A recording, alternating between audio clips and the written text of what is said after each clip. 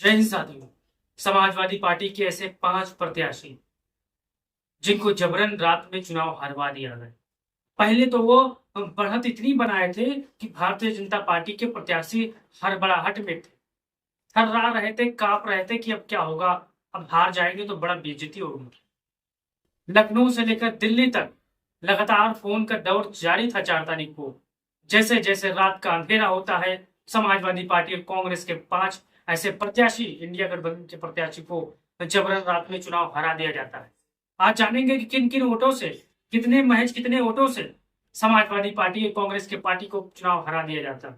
आप इस वीडियो पर पहली बार आए हैं तो चैनल को सब्सक्राइब करके बेल आइकन को दबा लीजिए। चलिए जानते हैं। पहला नाम आता है फर्रुखाबाद लोकसभा से नवल किशोर साठे का। साथियों, ये वही हैं जिनके जीत के चर्चे पूरे उत्तर प्रदेश में हो रहे थे साथियों, और कोई मानने को तैयार नहीं था कि समाजवादी पार्टी के नवल किशोर शाह के चुनाव हार जाएंगे, क्योंकि अखिलेश यादव ने, शिवपाल सिंह यादव ने यहाँ पर लगातार बहुत मेहनत की थी, संघर्ष की थी। डिम्पल यादव ने प्रचार किया था और तमाम इंडिया गठबंधन के नेताओं ने डोर टू डोर जाकर लोगों से वोट मांगा। किशोर शाह साहब 4,85,285 वोट हासिल करते हैं।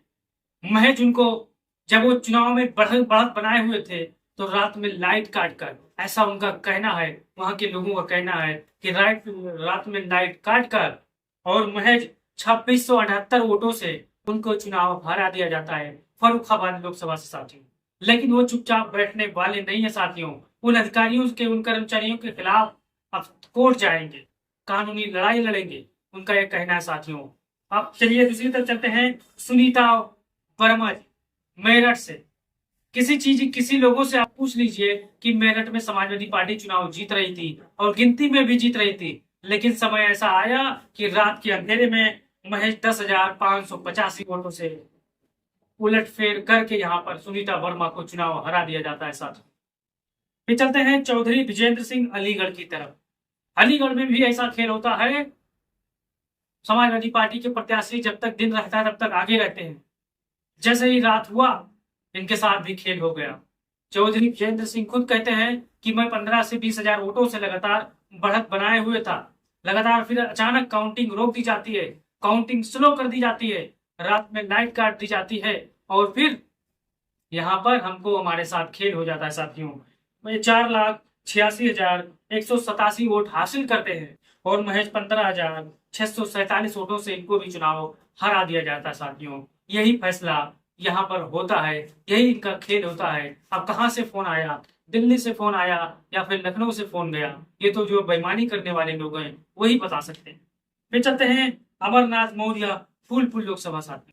फूलपुर ऐसा लोकसभा क्षेत्र है जहां पर समाजवादी पार्टी शुरुआत में बढ़त बनाई हुई थी और रात के अंतिम में भी बढ़त बनाई हुई थी, लेकिन यहाँ पर भी मौर्य समाज के साथ धोखा किया भारतीय जनता पार्टी के शासन प्रशासन ने मिलकर साथी। ये टोटल 4,48,268 वोट हासिल करते हैं। महज 4338 वोटों से इनको यहाँ पर चुनाव हरा दिया जाता है साथियों। अमरनाथ मौर्य जी को आप भी अगर फूलपुर के होंगे तो आप राय जरूर देंगे भाई। फिर चलते हैं बांसगांव साथी। बांसगांव में तो बहुत अंदरूनी खेल हुआ है साथियों। यहाँ पर समाजवादी पार्टी इंडिया गठबंधन के प्रत्याशी सदन प्रसाद चुनाव जीत गए थे। 4,25,543 वोट पाए थे। महज इनको 3,100 यानी 150 वोटों से चुनाव हरा दिया जाता है जबरन रिकाउंटिंग कराकर साथियों।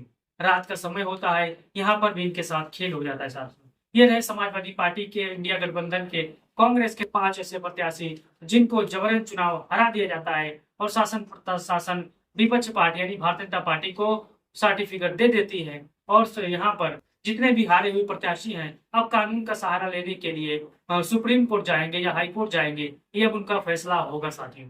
आप इस वीडियो पर अपनी राय दीजिए और कितने, क्या इनके साथ जो गलत हुआ इनको सुप्रीम कोर्ट जाना चाहिए या नहीं जाना चाहिए, या फिर से चुनाव यहाँ पर होना चाहिए। आप अपना राय दे सकते हैं, वीडियो को शेयर कर सकते हैं। जय हिंद, जय भारत, जय समाजवाद।